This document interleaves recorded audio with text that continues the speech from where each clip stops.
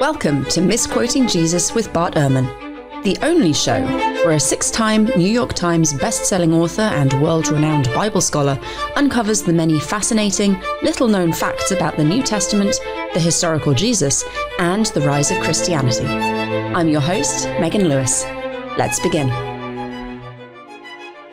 Today, we are starting a mini-series looking at the Book of Revelation, and we're going to kick things off by asking if the Book of Revelation predicts the imminent end of the world. The book has been used over and over to predict and repredict the end of the world, and yet the world does still stand. So what did the author of Revelation intend his work to do, and how is it misread by modern people to predict end times?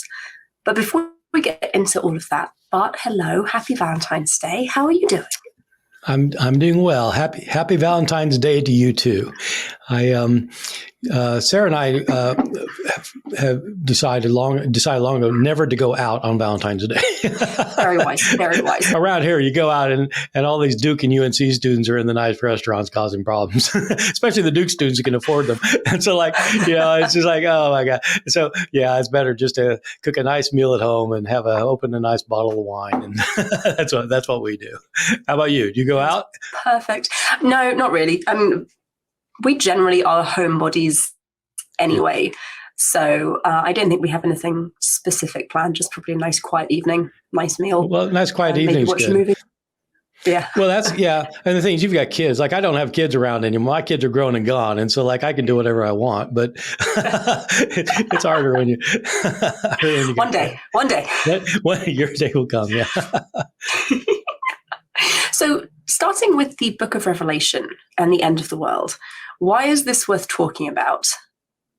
And why are we talking about it right now? Well, we're talking about it right now because there are people who think that it's going to happen right now, and it's one of those books one of the books in our civilization that people are who are onto because they think it actually has immediate relevance. In fact, probably more than any book of the Bible. And I hadn't. I guess I had known, of course I had known this because I was an evangelical Christian for many years. And I too thought that the end of the world is coming soon based on the Book of Revelation. But I'll tell you, I've got a book coming out of this. I guess we'll be talking about this. This is one of the reasons we're doing this is because I've got a book coming out on the Book of Revelation. That's called Armageddon. And one of the anecdotes I tell in there is how when I moved to the South, I realized in a pretty clear way why this book was important. So when I moved to Chapel Hill in 1988, I'd been teaching at Rutgers.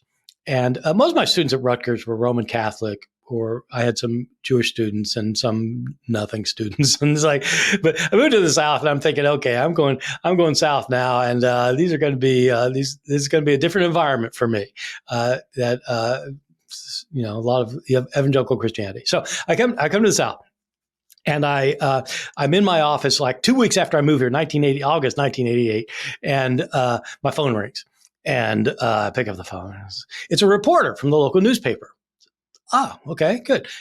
This woman, it's a he. He says that he's heard that I'm a biblical scholar, New Testament scholar, and he wants to know, is it true that Jesus is coming back next month? I said, and so it turns out there's a book that was in circulation that was called 88 Reasons Why the Rapture Will Occur in 1988. Now, Megan, you're probably not from my circle. For you to have moved to the South. Well, it's a very good time. Are you a rapture? Were you raised in the kind of rapture circles? No, we didn't really touch on Revelation much. You didn't do that. Okay, so the rapture thing, just for people who don't know what this is. So the rapture is an idea found in conservative evangelical circles that Jesus is coming back to take his followers out of the world before a 7-year period of horrific suffering, the 7-year tribulation, and that this rapture is going to happen rapture is going to be soon, and so you need to be ready for it. Because if you're not ready, you're going to be left behind, and the Antichrist is going to rise up, and life's going to be hell on earth. And so this reporter was asking if it's going to happen next month, and it's because there's this book, 88 Reasons Why the Rapture Will Occur in 1988. This is written by a guy named Edgar Whisenant. Now he was not a dumb guy. He was a rocket engineer for NASA, but he quit his job to write books like this, and this one had 88 reasons why the rapture was going to occur next month. And so, and there are interesting reasons. Here, I'll give you one from outside of the book of Revelation, because it's kind of really short. So in the Gospel of Matthew, Jesus tells his disciples that, he describes what's going to happen at the end of time, and they want to know, when's it going to happen? And Jesus says, learn a lesson from the fig tree. When the fig tree puts forth its leaves, you know that the end is near. So too, when these things take place, you'll know that. I've got to start that all over. He goes from, Weissnick gives this example from Matthew chapter 25. In Matthew 25, Jesus is describing what's going to happen when the end comes, all the cataclysmic disasters that will take place. And the disciples will say, well, when's it going to come? And Jesus tells them, learn a lesson from the fig tree. When the fig tree puts forth its leaves, you know that summer is near. So too, when all these things take place, you'll know that the end is near. Truly, I tell you, this generation will not pass away before all these things take place. Okay, so Weissnick uses this to argue why the rapture is going to happen soon. And it's in 1988. And it's because he says, okay, the fig tree puts forth its leaves. The summer is near, according to Jesus. What is the fig tree? Well, in the Bible, the fig tree is sometimes used as an image for the nation of Israel. Okay? When it puts forth its leaves, what does that mean? It means it's been dormant over the winter, and now spring is coming, and it's coming to life again. Okay? When did the nation of Israel come to life again? 1948. When it became a sovereign state once more after all those centuries. Okay, 1948. This generation will not pass away before all these things take place. How long is a generation in the Bible? 40 years. 1948 plus 40, bingo, 1988. And so he had worked it out. He had 87 things like that. 87 other things. That's impressive. It's good. No, it's good. It's like, wow. Oh, okay. That's good. So he had worked it out that it was going to come during the festival of Rosh Hashanah. That was late September that year. And so, and so the reporter wanted to know, is that really going to happen? And I said, yeah, no. I said, it's not going to happen. I said, but I said, look, either way, it's good news for you. I said, either you will be taken up to heaven, or you're going to have 7 years of really good news to be reporting. You have a lot of things to be talking about in the newspaper. And so, anyway, so Rosh Hashanah came and went, no Jesus. And so then Weissnick wrote a book explaining that he had made a mistake, that he had forgotten that there was no year zero, that we went from 1 BC to 1 AD. And so, so he's off by a year. So it's going to be 1989. Right. So this book had 2 million copies in circulation. This was 2 million people had, who knows how many had read it. 2 million had gotten it. And I had a student that semester whose parents literally sold the farm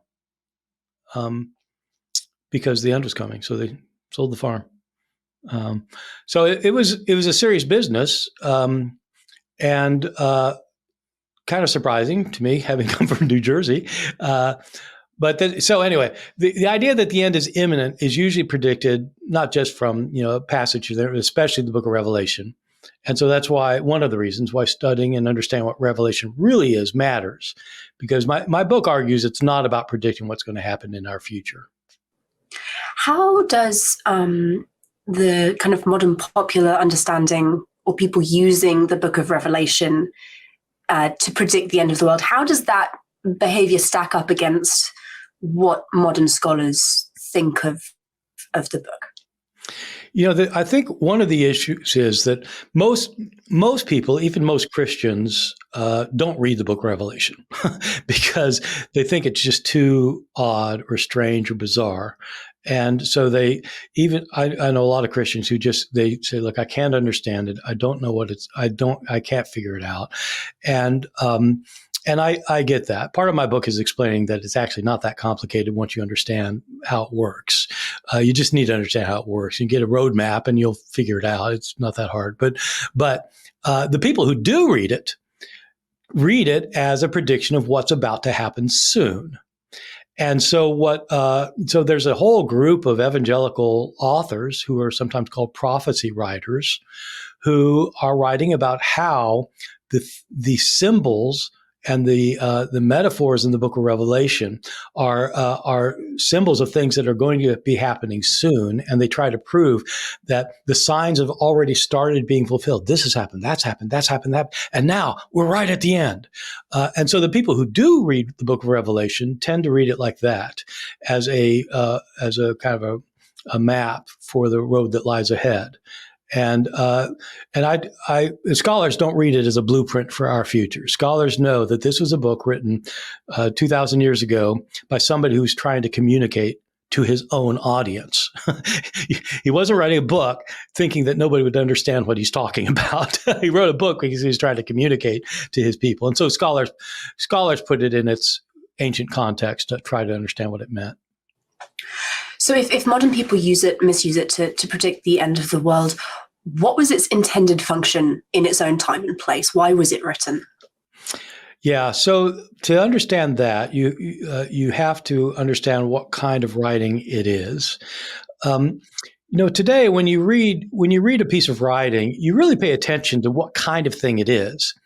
And so, like if you're reading a story about a scientific experiment in New York that went badly, and a bacterium got out of the laboratory and has infected the entire water supply of New York City, and everybody's going to die.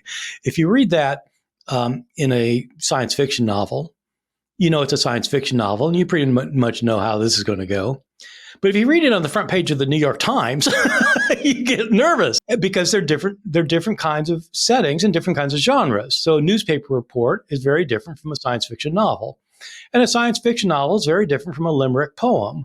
And a limerick poem is very different from a short story. And all of these things are genres of literature. One problem with the Book of Revelation is that when people read it, they don't realize it's one of a genre of a literature.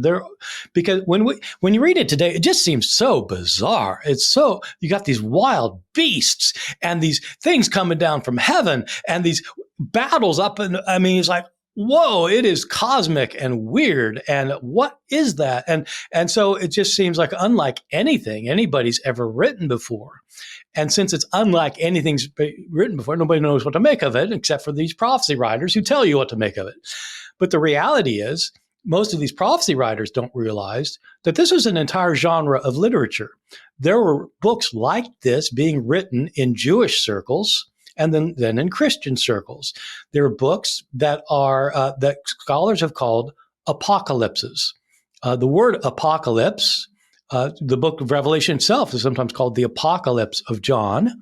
The word apocalypse is a Greek word that means something like a disclosure or an unveiling, or a revealing or an unveiling, a disclosure, something like that. The Latin equivalent of the Greek word apocalypse is the word revelation. And so revelation is the Latin form, apocalypse is the Greek form. There were books written about this that are trying to describe the realities of heaven that can make sense of what's happening here on earth. So they're trying to explain the supernatural, the spiritual realities that explain this mundane world. And they do it in a variety of ways. But so you can look at the book of Revelation if you know how the genre of an apocalypse works. You can look at Revelation and you can see how Revelation works. And so that's what scholars do. So we've talked a little bit about the apocalyptic worldview before, and we've touched on apocalyptic literature as well. What's the connection between the two, the way of thinking and then the literary genre? It's a very important question because people get it confused. Even some scholars get it confused.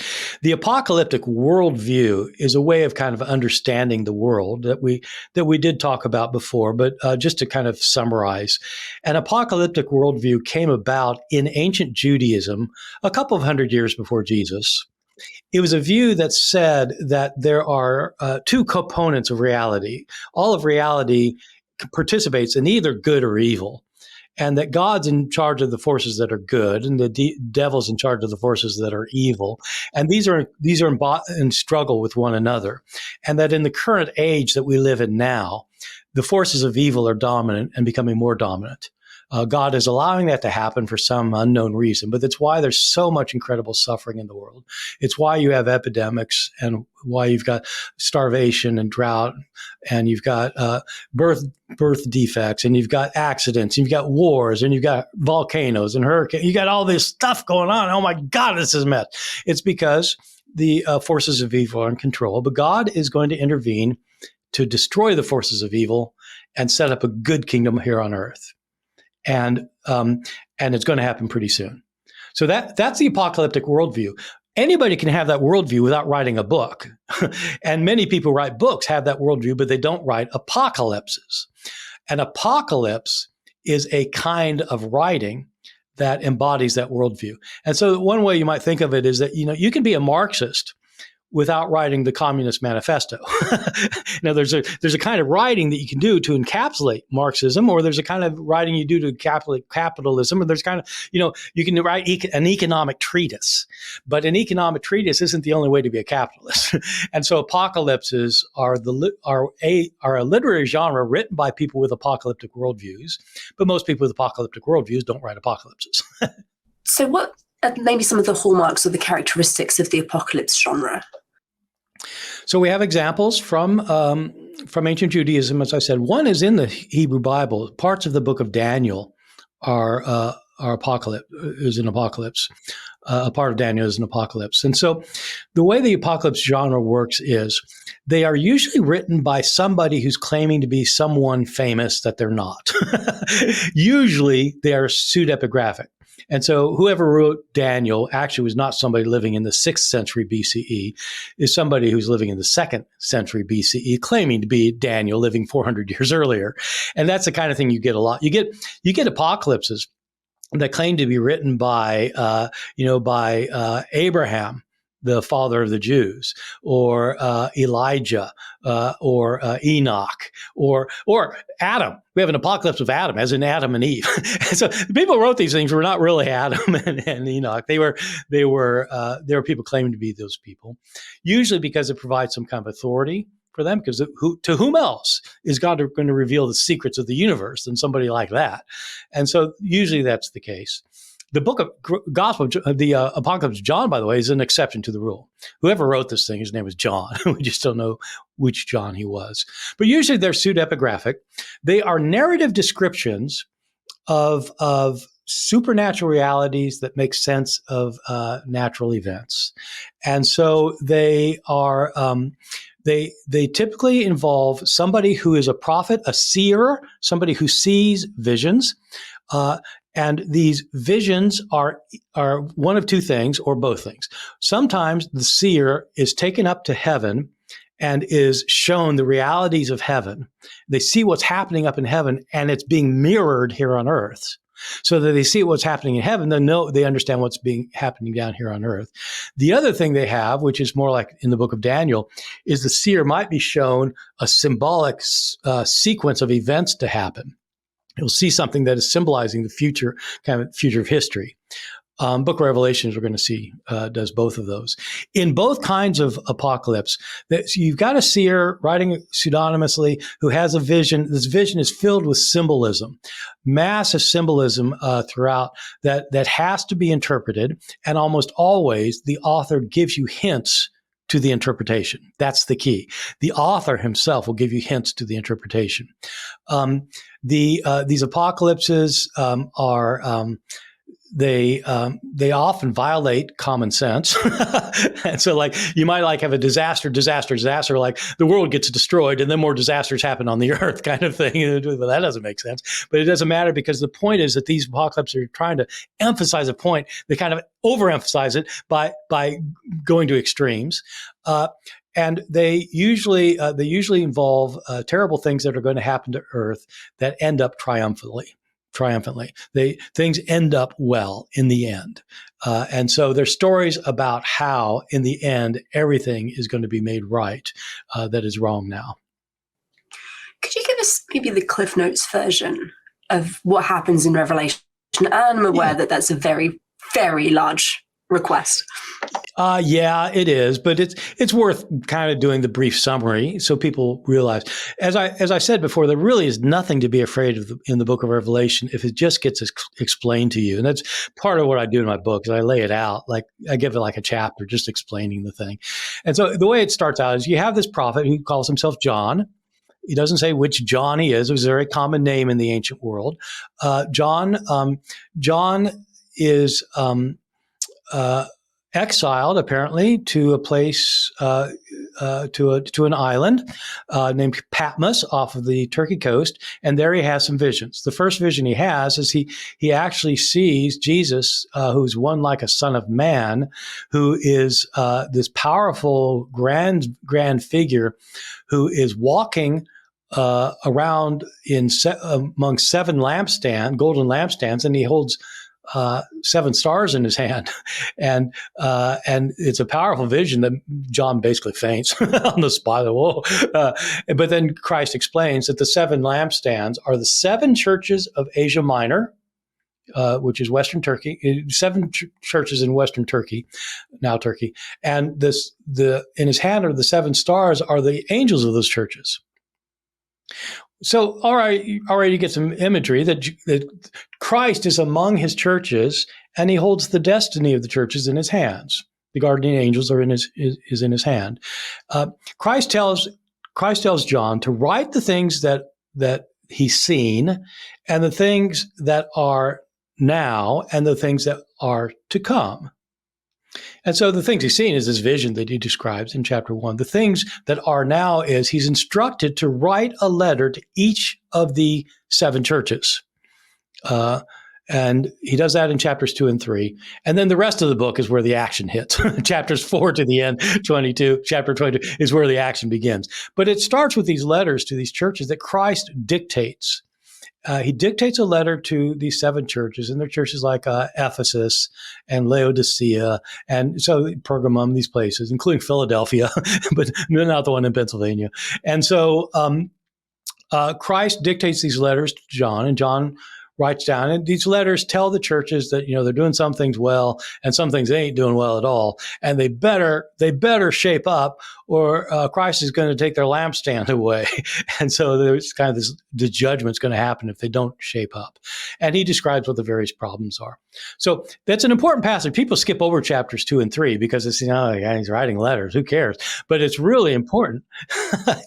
Yeah, I want the excitement to start. So, start the movie. But the thing is, it shows that John is writing to Christians of his own day that he knows. He's writing a message to these churches. He himself is connected with these churches. And so he's expecting these churches to pay attention to what he's going to say in this book. He's not writing for somebody reading it 2,000 years later.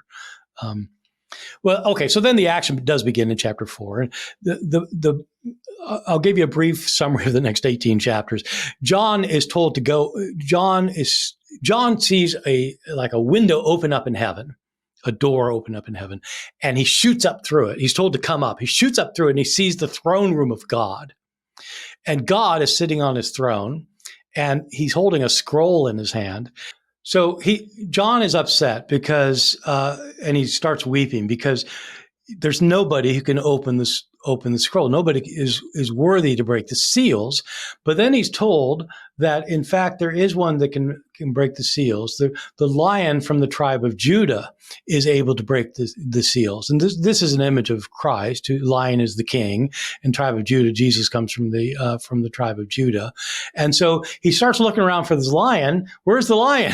And there's no lion. There's a lamb that appears, a lamb who's recently been slaughtered, another image for Christ. And the lamb goes up to the throne of God and takes the scroll from God, and he starts breaking the seals.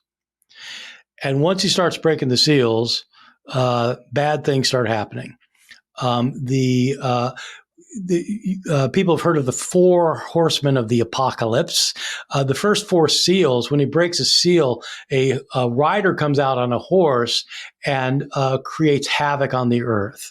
And so there's war, and there's internal uprising, insurrection. There is famine.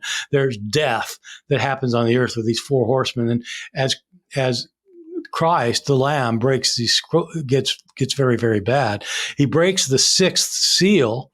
When he breaks the 6th seal, the moon turns to blood. The sun goes completely dark. The stars fall from the sky onto the earth, and the entire heaven rolls up. And you'd think, oh my God, it's the end of the world, right? No, wrong. You're only in chapter 6. It's just starting. And so this is what I meant when I said, like, it doesn't, it's going to be repeating itself a lot. You end up with he breaks these 7 seals. And when he breaks the 7th seal, nothing happens. There's silence for a while, but then you're introduced to 7 angels who each have a trumpet. And each of these angels blows a trumpet, and more disasters hit the earth. Boom, boom, boom, boom. A third of the earth is destroyed. A third of the fish die in the sea. A third of the sea turns to blood. I mean, it's all of these things going on, crazy things, and disasters one after. And then the 7th trump gets blown, and nothing happens. And then you're introduced to 7 angels who are carrying huge bowls on their shoulders. They're filled with God's wrath. And they start pouring out the bowls of God's wrath on the earth. And so, at one after disaster. So basically, the earth is just being completely wiped out, and the people on it. In the midst of all that, there are other things that happen within these episodes. But the point is, you have a sequence of 3 sets of disasters, 7 each. So these are all symbolic numbers, right? 7 is the perfect number in the Bible, and 3, of course. I mean, when you think Trinity or you think there are numbers, 3 is very important too. So a series of 3 of 7 things, with other things happening in it, including the rise of a figure that people have called the Antichrist. He's not called the Antichrist in the book of Revelation. He's called the beast from the sea. And we're told that this beast from the sea is an enemy of God, and he's the one who creates he creates problems on earth on top of God causing problems on earth. The Antichrist gathers troops and wants to do war with heaven, and at the Battle of Armageddon, Christ appears from heaven with his angelic troops. And the beast has gathered his earthly troops, and it's no contest. Christ wipes them out, and they're mercilessly destroyed. And it's an awful battle scene. When all of the destruction has happened, near the end of the book, finally what happens is that there's a final judgment, and people are raised from the dead. The enemies of God, the devil and the beast, they're thrown into a lake of fire, a burning sulfur. And then there's a judgment day. And those who have sided with the devil and with the forces of evil are also thrown into the lake of fire. Everyone who's ever lived. Those who have sided with God are given an eternal city. It's not that they go up to heaven, they're on earth, and earth gets recreated. God makes a new heavens and a new earth, and in this earth there's a new Jerusalem that descends from heaven.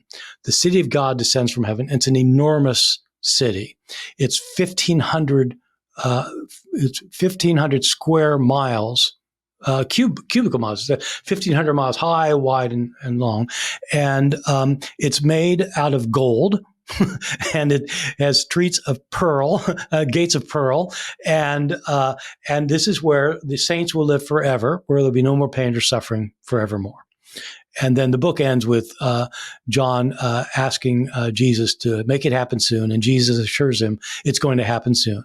Be ready; it's going to happen soon. Yes, and it ends with yes, Lord Jesus, come soon, Lord Jesus. And so that's the end of the book. So it's about the disaster on earth that eventuate in God's eternal city descending to heaven, from heaven to earth.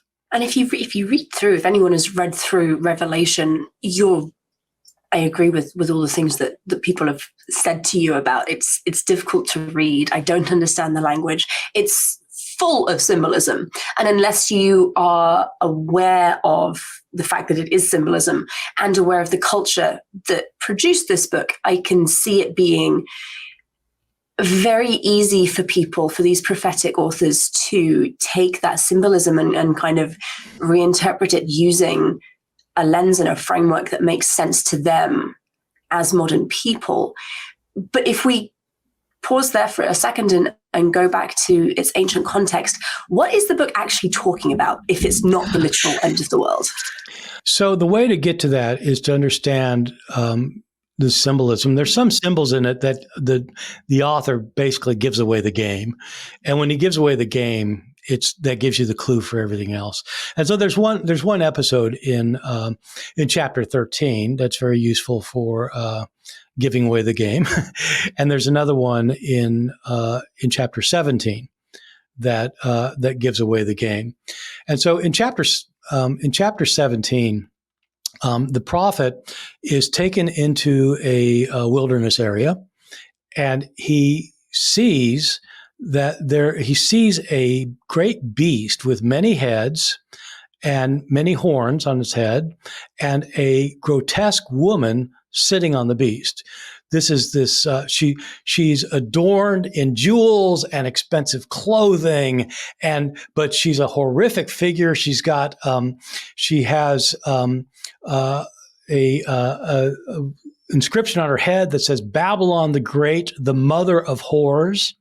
It's intentionally an offensive image, calling her a whore, and she is drunk with the blood of Jesus. She's holding a cup of abominations in her hand. She's drinking. It's filled with the blood of the martyrs of Jesus. And the prophet is, "Whoa, what is that?" And what always happens in these apocalypses, this is the important thing to remember. In these apocalypses, there's always an angel standing by to tell you what it's all about. Because you're looking at this saying, "What is that? I have no idea." And the angel says, "Okay." So he said, and the prophet wants to know, who is this? And the angel says that, the woman who is seated on the beast. The beast has 7 heads. And the 7 heads represent the 7 hills on which she is seated. And so you're wondering, what is that? The woman seated on the 7 hills, drunk with the blood and of the martyrs. But then at the end of it, in case you're not getting what this is, anyone in the ancient world would understand. The 7 hills, at the end of the chapter, the angel says, the woman is the city seated on the 7 hills. And so anyone in the ancient world, that's Rome. Yeah, that's Rome. Rome, the city of 7 hills, that is drunk with the blood of the martyrs, because Nero killed these, as we said a couple episodes ago, Nero persecuted Christians and shed their blood in horrific ways. She is gold. She's decked with finery and jewels because Rome has gotten rich off the other nations of earth, for which it was quite infamous, and for which the book of Revelation is very upset about Rome being so rich at the expense of others. And so she's the city, and on her head is written Babylon the Great. Well, what's that all about? Babylon was the city that destroyed Jerusalem in the 6th century BCE and destroyed the temple.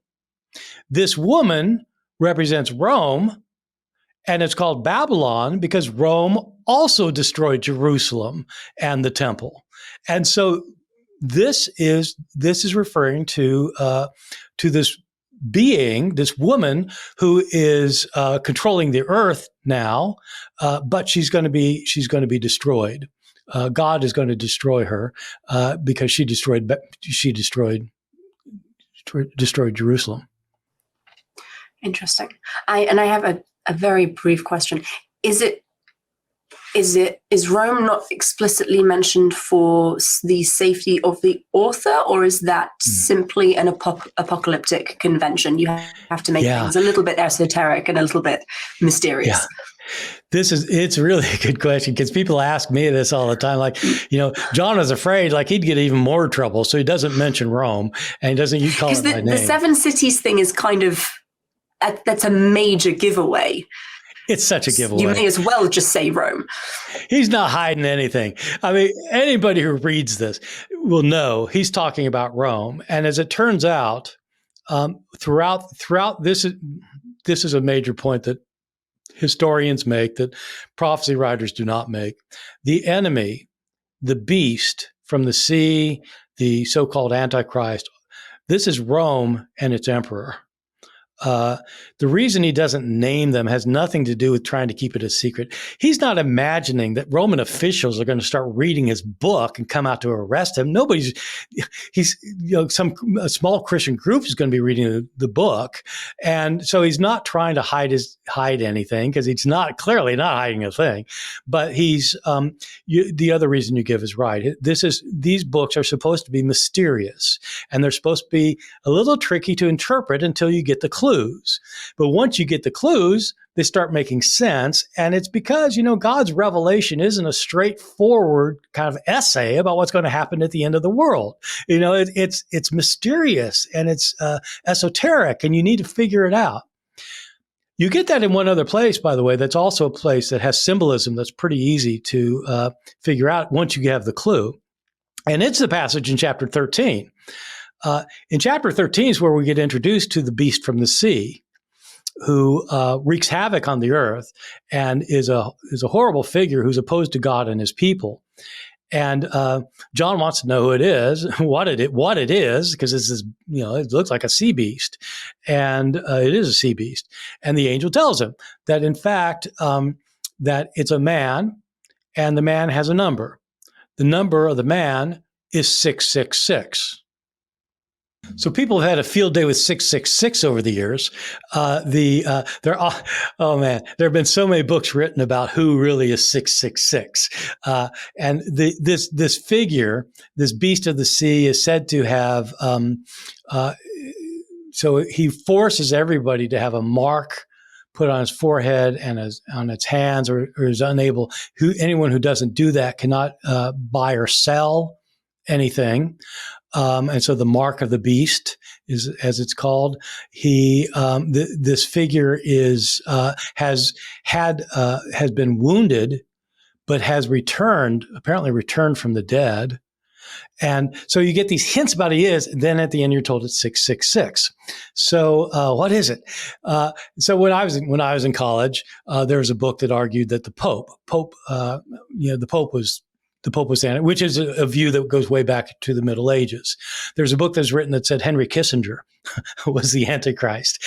During the Iraq War, Saddam Hussein was the Antichrist. In the 1940s, Mussolini was the Antichrist because he, came from Rome, or Hitler could be the Antichrist. And so it's always somebody you don't like who's the Antichrist. So when I was in college, there were some somewhat liberal Christians who pointed out that in the 1980s that Ronald Wilson Reagan had 6 letters in each name. 666. They didn't like his defense budget or whatever, and there are all sorts of ways you can get Donald Trump on there. And in my world, my students think it's great that the Department of Religious Studies phone number is 962-5666. That is who's the Antichrist. So anyway, so the angel tells him, okay, anyone with wisdom can figure this out. It's the number of a man. It's 666. It's 666. And so what is this? Well, we already have the hint that the Antichrist is connected with Rome. We have not just a hint; it's like everywhere throughout this book. As I try to show in my study, there's a big sign and there's lots of little signs. The enemy's Rome, and so what is 666? The enemy of Rome, the leader of Rome, of course, is the emperor. The first emperor to persecute Christians was Nero during the fire of Rome in 64. And so here's the thing. When he says the number is the number of a man, he's indicating that an ancient interpreter knows exactly what's going on here, because in ancient languages, they didn't have separate numeric systems from their alphabetical systems. So in English, we use a Roman or a Latin alphabet, A, B, C, D, E. But we use Arabic numerals, 1, 2, 3, 4, 5. In ancient Greek and in ancient Hebrew, they didn't do it that way. So in ancient Hebrew, Aleph, first letter is 1, Beit, 2, Gimel, 3. It's like that. And you go like that till you get to 10, and then the next letter will be 20. 30, 40, 50. When you get to 90, the next one's 100. Then after that's 200, 300, 400. So you can the way you indicate a number is by putting the letters and usually putting a tick above it, so they realize it's a number, not a word. And usually doesn't spell a word anyway. It's just it's 3 letters that add up to 453 or something. And so you just do that. You just in Hebrew to come up with the number 13, you do a Daleth Vav Daleth. It's just DVD, and that's adds up. The numbers add up. And so what the author is telling you is, if you add up the letters of this person's name, it adds up to 666. Okay? So Nero's the enemy. Nero is the emperor of Rome. If you spell the name Kaiser Neron in Hebrew letters, it adds up to 666. But there's an interesting variant on this. Some Greek manuscripts of the book of Revelation don't give the number as 666. Some give it as 616. You can spell Kaiser Neron 2 ways, either Kaiser Neron or Kaiser Nero. It means the same thing. Just in these ancient languages, sometimes you put an extra letter at a nun at the end of a letter in Hebrew. The nun is worth 50. So if Kaiser Neron has the nun, it's 666. If it doesn't have the nun, it's 616. It's talking about Nero. Once you know it's talking about Nero and it's talking about the Roman Empire, it is not predicting what's going to happen on Rosh Hashanah in 1988. It's not.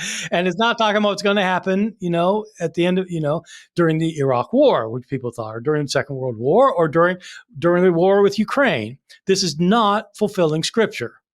It's not fulfilling Scripture. The Scripture isn't talking about that. John's talking about Rome is going to be destroyed. And he's hoping it's going to happen soon. You can't object, by the way, by saying, "Oh, yeah, it didn't happen, so he couldn't be talking about that." Oh, yeah, somebody predicts something that isn't going to happen, so he couldn't be saying that, right? Edgar Weiss, and it didn't really mean 1988 because, it didn't happen then. So he couldn't have been. John did say that. He thought it was going to happen soon. He did. He just thought, God's not going to put up with Rome anymore. He's going to wipe it out. When he wipes it out, he's going to give all the power of Rome and all the wealth of Rome to the Christians. They get the city. I see. Interesting. And despite the fact that it clearly doesn't predict the end of the world, it's still continually reinterpreted that way. And I think something that certainly was news to me and seems to have been news to you in 1988 is that people take this very, very seriously. This is an honest belief for many, many people. And my next question is what is the impact on the wider world and wider society? I suspect mostly American, United States society, but probably that it bleeds through into other nations and other cultures as well, because this belief is clearly not as fringe as I would have once assumed. And I think that many people probably would assume. What does this do to our world and to our society? So the second part of my book actually deals with this at some length, and people. It does sound like a kind of a fringe view to most people, but you need to realize, some years ago, the Left Behind series of novels was massively, millions and millions and millions of copies sold, and made three movies out of it, and it's like and so people just think this is what the Bible says, and there have been times when the predictions have been made so explicit that it's wreaked havoc in people's lives, as happened somewhat with Weiss in it. But there are other times in history where in America. There was a moment in the 19th century that was a very big, where people expected on a certain day, it didn't happen, and it was a big deal then. And so there's that kind of problem. And so people put their hopes in something that it's being predicted. They're sure it's going to happen because it's got to happen because it says so right here, and you got this interpretation, and it says so it's going to happen on October 3rd. It's going to happen, and the problem is that people have been predicting it that way for centuries and centuries and centuries about their own time. So the one thing two things you can say about those people. One is every one of them has been incontrovertibly wrong. And the other thing you can say, they base it on the book of Revelation. So probably the problem isn't that they're getting a few details wrong and that now we finally got it right. The problem is they've got the wrong interpretation. But that's not the way to interpret the book. But the issue goes beyond people who believe it, who get upset or frustrated or have their lives ruined because it doesn't happen. It has larger effects. It has effects on American foreign policy, for one thing. I can't go into this too much because we don't have too much time. But and I'm not saying this is necessarily a bad thing, but it is something that is absolutely worth noting that people don't realize. I have a section of my book that talk about American support for Israel, and I am not taking a stand on the Israeli-Palestinian situation at all. But what I am saying is that American support for Israel isn't just about oil and about stability in the Middle East. It actually started before those were issues for America. American support for the nation of Israel, the idea of Zionism, there was actually Christian Zionism before there was Zionism, before there was Jewish Zionism. Christian Zionism started in the 19th century in England and then came over to America. And the reason that it was supported by evangelical Christians who wanted Israel to become a state again. And it wasn't for political reasons, is for religious reasons, is because the Bible predicts that Israel will be restored as a nation. And starting in the year 135, so back in the 2nd century, Israel was wiped out and Jews were not allowed to enter into Jerusalem anymore. And so for centuries and centuries and centuries, there's no state of Israel until modern times. But in the 19th century, Christians started urging, especially the British government, but then also the American government, to support a state in Israel, because prophets like Jeremiah and Ezekiel predict that the people will come back to the land. But in American politics, it's become especially important over the last few decades because evangelical Christians believe that for Jesus to return, something has to happen first. This isn't based on Revelation. It's based on the book of 2 Thessalonians, which indicates that the Antichrist figure will, when he rises up, will enter into the temple and declare himself to be God. Well, there is no temple. The temple was destroyed in the year 70. For that to happen, for the Antichrist to arise, there has to be a temple. For there to be a temple, Israel has to control the Temple Mount. But you've got Islamic sacred sites in the Dome of the Rock on the Temple Mount, and unless Israel destroys it and builds a temple, Jesus can't come back. And so most people don't realize that the American evangelical support for Israel is rooted in a theological belief It's not rooted in, of course, people are concerned also, of course, about stability in the Middle East and about issues related to oil from the Middle East and all that. That's absolutely right. But this whole thing started because of an eschatological expectation that the temple had to be rebuilt. And there are evangelical groups that are planning on it. They're planning on it now. And they convince everyone that you got to vote, for Israel. And this is, so when Trump moved the embassy to Jerusalem, this wasn't out of the blue. This is evangelicals desperately want Israel to take over all of Jerusalem, including the Temple Mount. And so, again, I'm not taking a stand on the problems of the Israeli-Palestinian problem at all. But I am saying that this kind of expectation of what's going to happen in the near future affects American policy. That is quite a sobering thought, especially when you consider it's based largely on a book that is not at all talking about modern times and modern politics. Yes, it's based on misinterpretations of the Bible. And, that's why we have historians to tell us, well, actually, what did it mean in its own context? Presumably, whoever wrote these books was trying to communicate a message to their context, not to somebody living 2,000 years later. That is why we do what we do. Yeah. So on that note, I think we'll end there and take a little bit of a break, and then we'll be back with Bart's weekly update and some audience questions. If you're enjoying the Misquoting Jesus podcast, you'd probably like my online courses as well. I've produced a number so far, with multi-lecture courses on the New Testament Gospels and the books of the Pentateuch, standalone lectures on the Christmas story and the earliest Christian views of Jesus, and a 6-hour debate on whether Jesus was actually raised from the dead. If you're interested, check them out at barterman.com. You'll receive a discount on your purchase simply by entering the code MJPodcast. Welcome back, everyone. We have Bart's weekly update.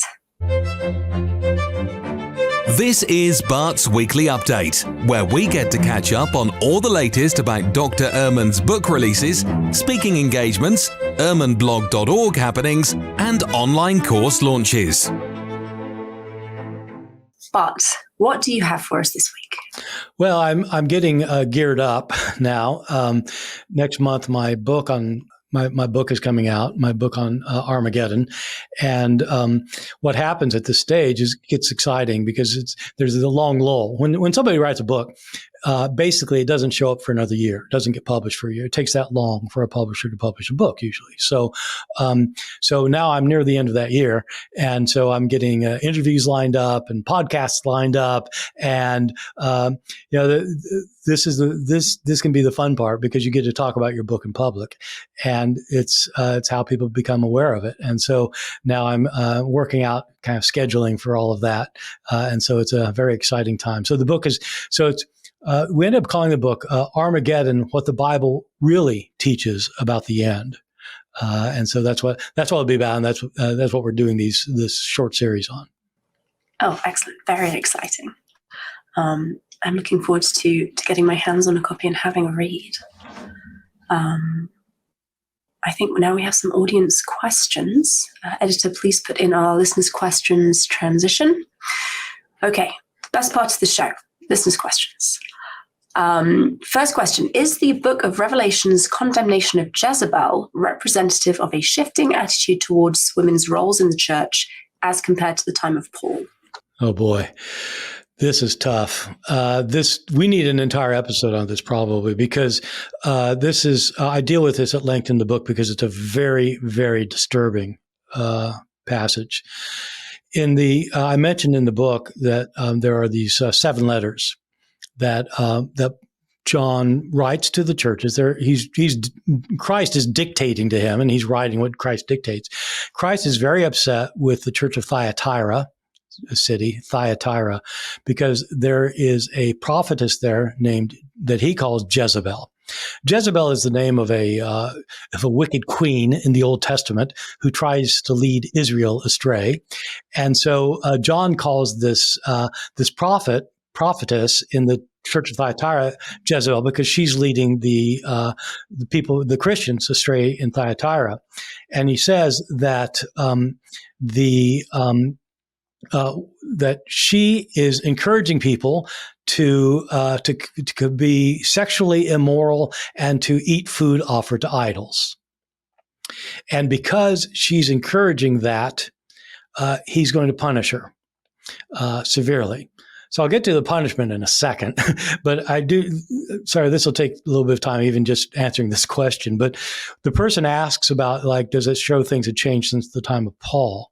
Paul had to deal with this issue of people eating food offered to idols. And what that means is, in the ancient world, when somebody wanted to have meat for a meal, they'd have to have it butchered. And the priests of pagan temples were the butchers. They'd sacrifice an animal to the gods and then burn the parts, the fat and the bones that the gods want. And then they'd give the carcass, they'd give the meat back to the person, or they'd sell the meat. And so if people wanted to buy meat, they would buy sacrificial meat, typically. And so Christians wondered, is that okay? Because the meat's been offered to a pagan god in a sacrifice. And if I eat meat offered to an idol, am I participating in pagan worship? And in Paul's day, in 1 Corinthians, Paul, chapters 8 and 10, Paul says, he says basically, yeah, don't eat the meat. But there's a dispute about whether it's okay or not, because, some Christians are saying, well, those are pagan gods. You can't worship pagan gods. And other Christians are saying, they're not gods. Gods don't exist. And so it's okay to eat the meat because they're not gods. And so they're trying to figure out what to do. And Paul kind of goes back and forth and he says, yeah, well, they're not really gods.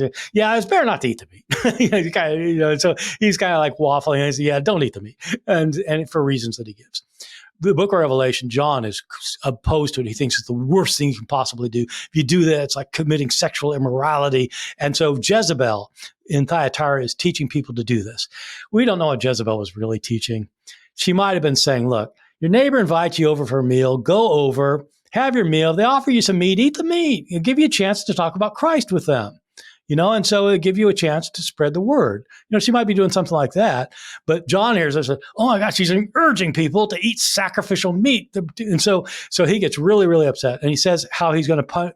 So Christ in this letter says that because Jezebel's saying this, he, Christ, will throw Jezebel on a bed and men will come and have sex with her.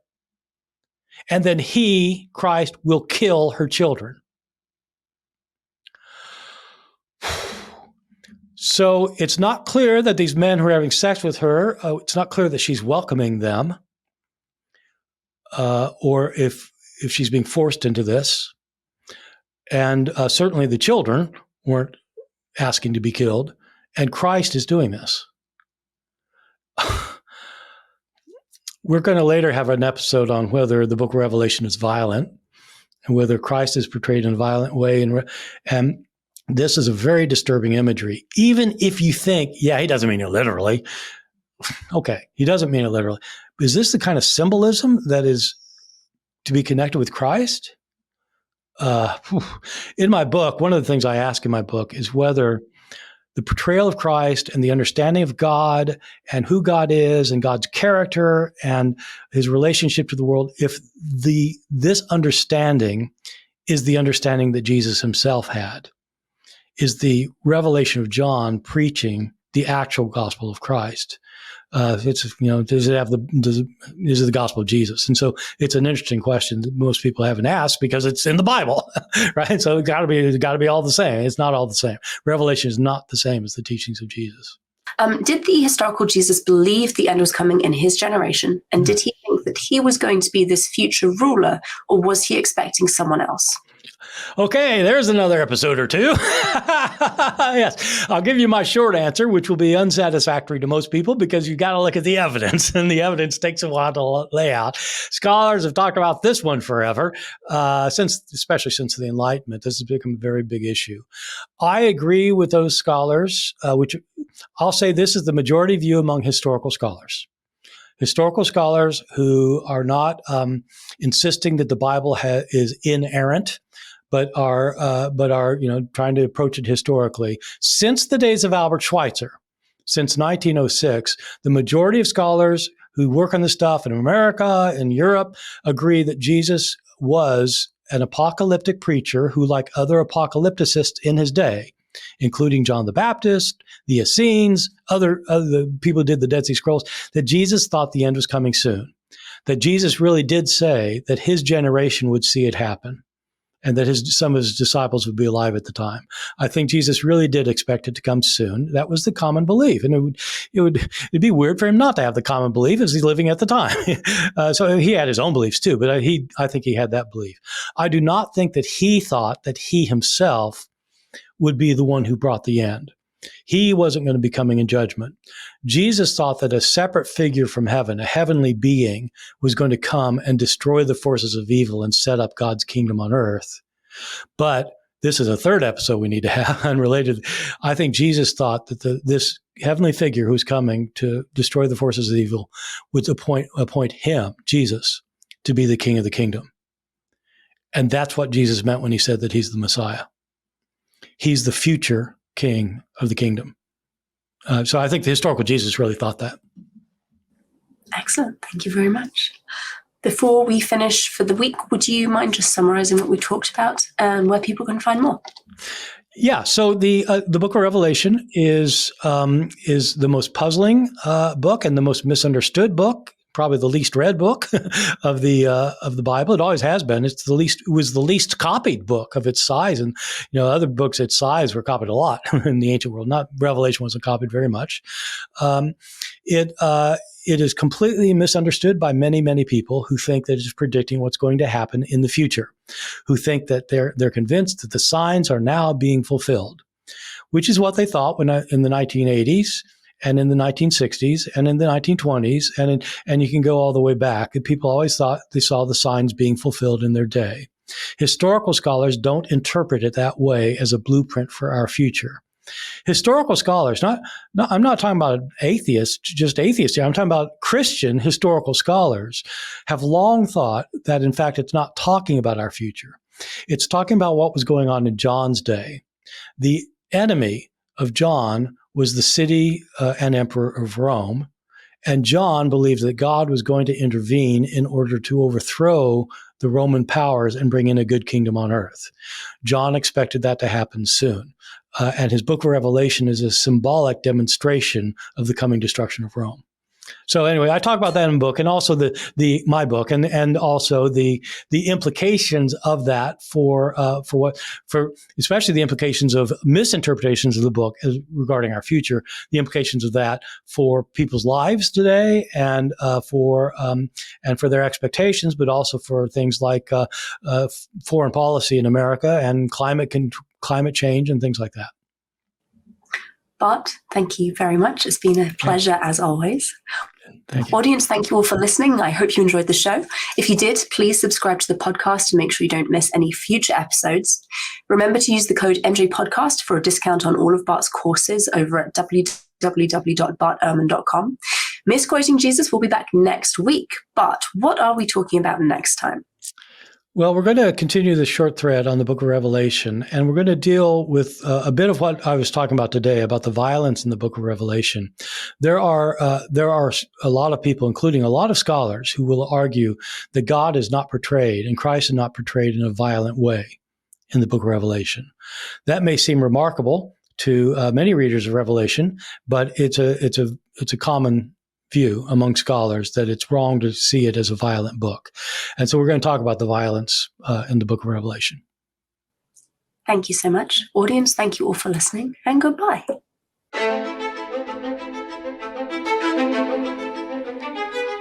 This has been an episode of Misquoting Jesus with Bart Ehrman. We'll be back with a new episode next Tuesday, so please be sure to subscribe to our show for free on your favorite podcast listening app or on Bart Ehrman's YouTube channel so you don't miss out.